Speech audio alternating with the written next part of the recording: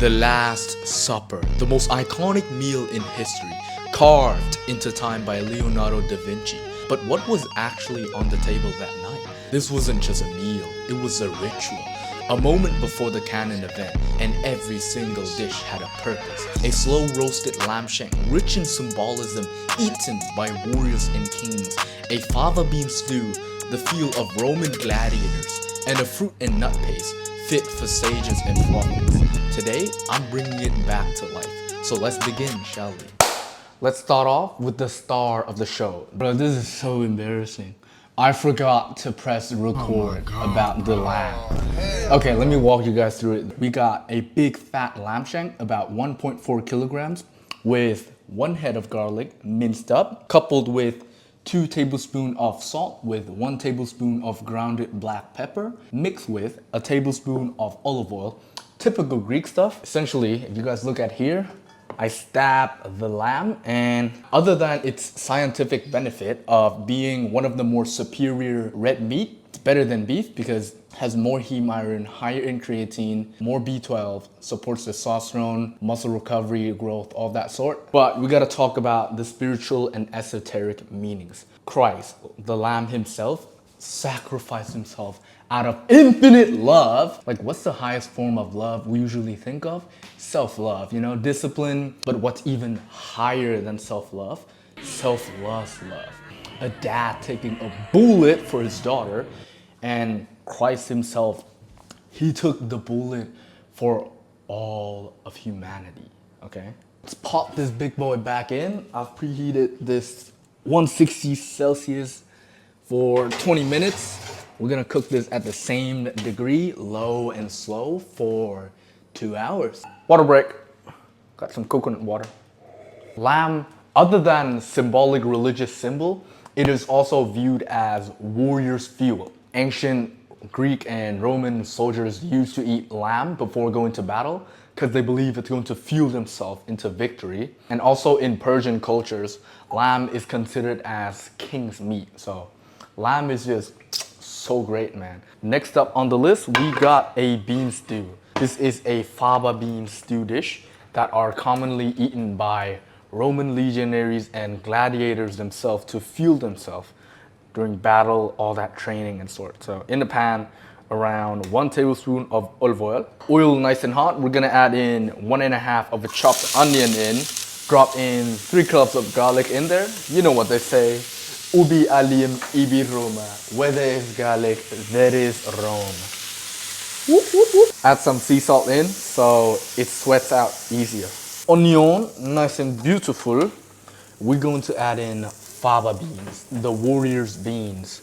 This one is specifically the favorite of Roman legionaries, Roman gladiators, and overall warriors of that region specifically, because this is one of the oldest food ever. And second of all, the nutrient packed in this bad boy is crazy.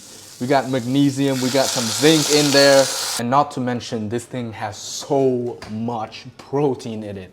No wonder why gladiators and legionaries always get their intake in, because they always eat 500 to 700 grams of these beans, paired it together with other kinds of grains as well. Complete protein, and they always reach 200 grams of protein a day, which is nasty. Some more salt in there, and garum fish sauce. This one's specifically used in a lot of Rome culture. It's fermented fish. But you know I'm Asian, I can't pass on this one.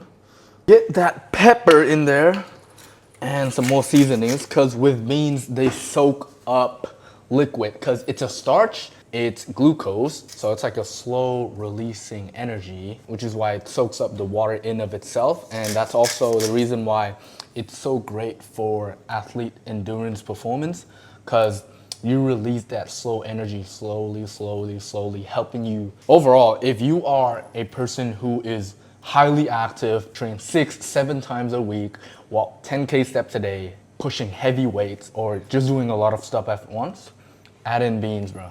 Superfood. Almost all ancient civilization and culture, hot, add in beans. Like the Southern American, the Mexican region, beans overall are just quite literally a superfood. We got carbs, we got minerals, we got nutrients, we got proteins. Bro, it's unbeatable. Fun fact about fava beans is that Pythagoras scared the living hell out of fava beans because he believed it is the food that contains the soul of the dead. Because check this out, it kind of looks like a fetus. See that?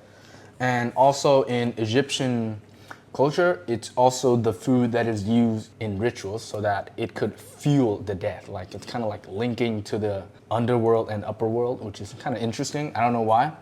But this one is also eaten during the Last Supper because it's poor people food, but it also kind of represents humility, strength, and all of that sort because of the nutrient contained in the bean itself. Pretty interesting bean, I'd say.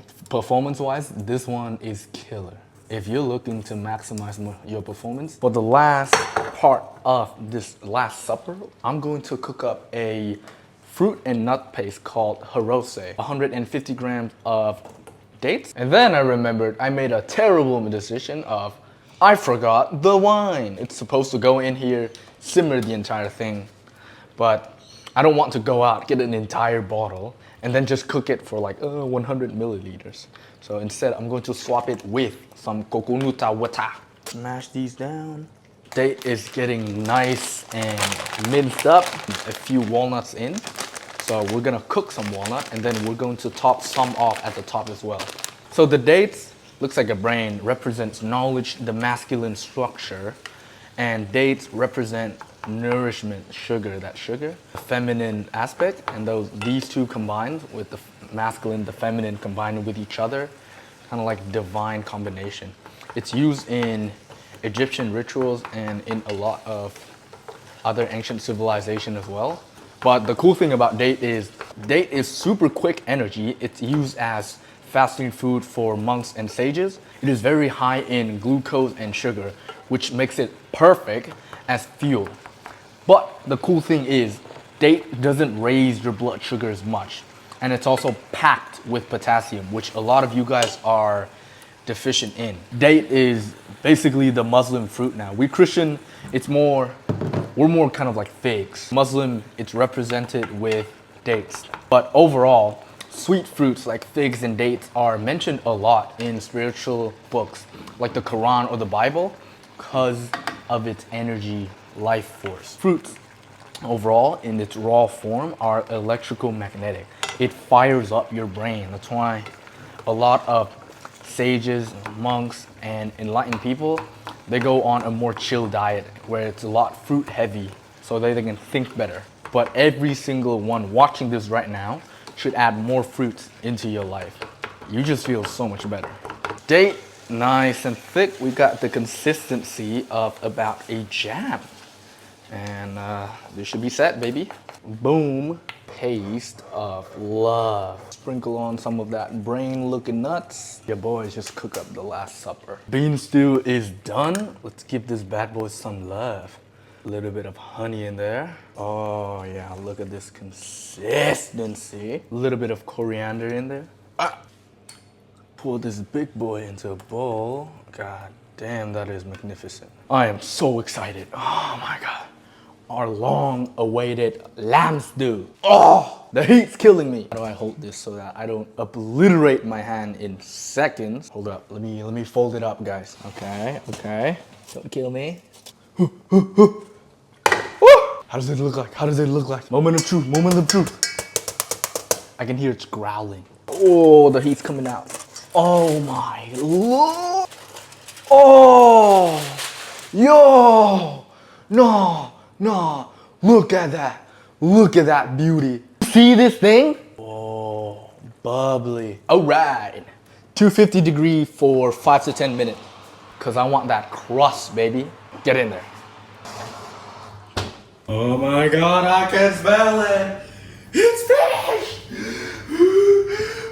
Where's my towel? Oh.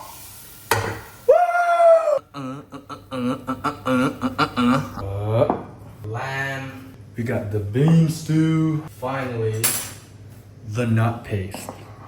I did this. Not really. Got it. There we have it. The Last Supper. Let's dig in. Alright, let's give you guys an immersive experience on the Last Supper. Never before seen POV, but dig in for the lamb first, shall we? Oh my god, that's crazy.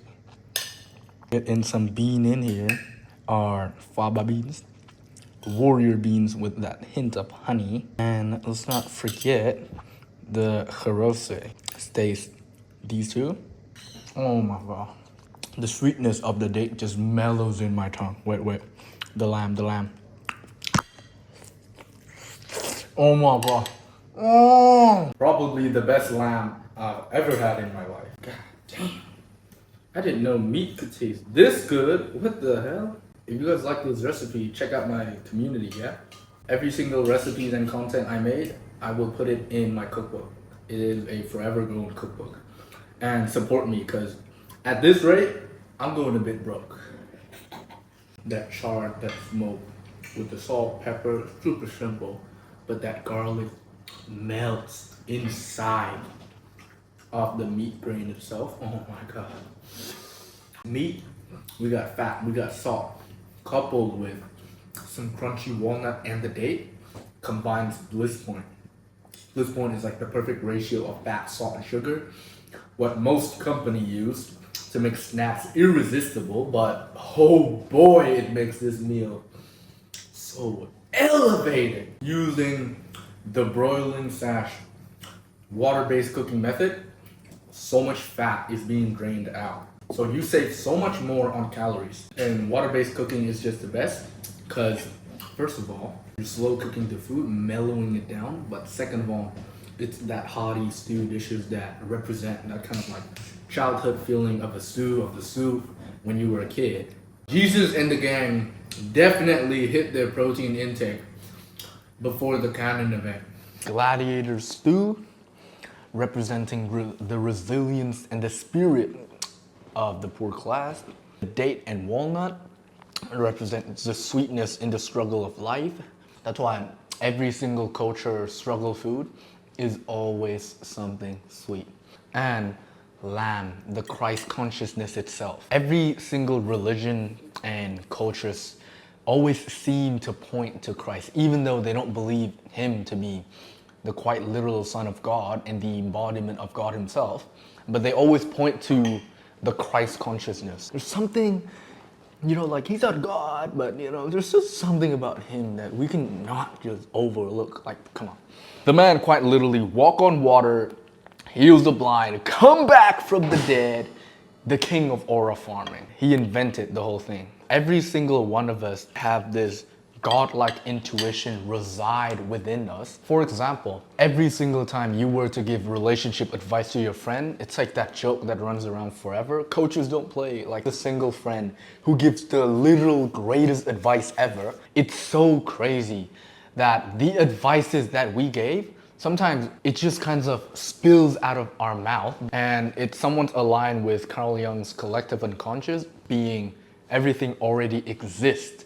You, me, we can tap into that unlimited knowledge. We just have to tune into that exact vibration, that perfect self, or that image, just like a radio. Right now, your radio, your life might not be going so well, but since everything already exists, we can just tap into a reality where you're successful, you're charismatic, you make money, and you pull pretty girls. God has given us free will. Free will not just in action, but in ways of thinking. Let's say are lacking social skills, wanting to talk to more pretty girls. People messed up where they're like, keep repeating to the subconscious mind, like, oh, I'm so bad, I can't talk to girls, I'm so shy. With that free will, you choose to think negatively, and that's gonna bring you down.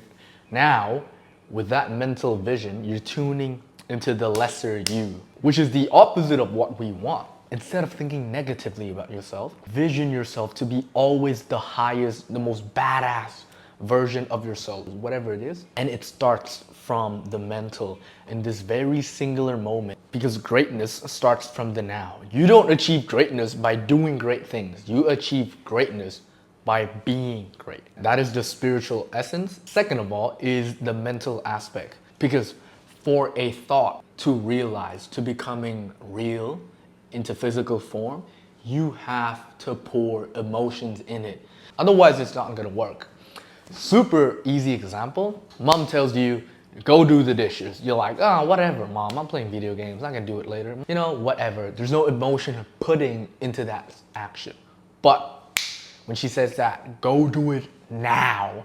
Now there's emotion, there's fear, which is not the most optimal one. We would want the most wholesome emotion to pour in, like the ambition, passion, desire, but overall, emotion is what required to get your work done. Hold a mental image of your highest self, pour the emotional viction, have faith, have absolute faith that you are going to achieve whatever it is that you want and start acting upon it.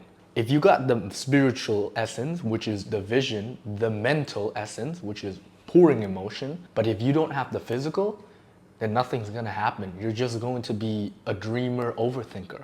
Physical action is the final form of thought. I can do as much manifestation I want in my room, writing it down, you know, typing it, do a vision board, but at the end of the day, if I don't do it, then nothing is going to happen. But we can align all three because it is a trinity: spiritual, physical, mental. And only when all three align, now you're kind of supercharging yourself your way into achieving everything.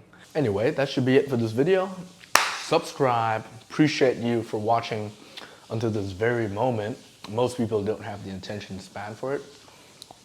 And support me so I can make more crazy meals. Peace.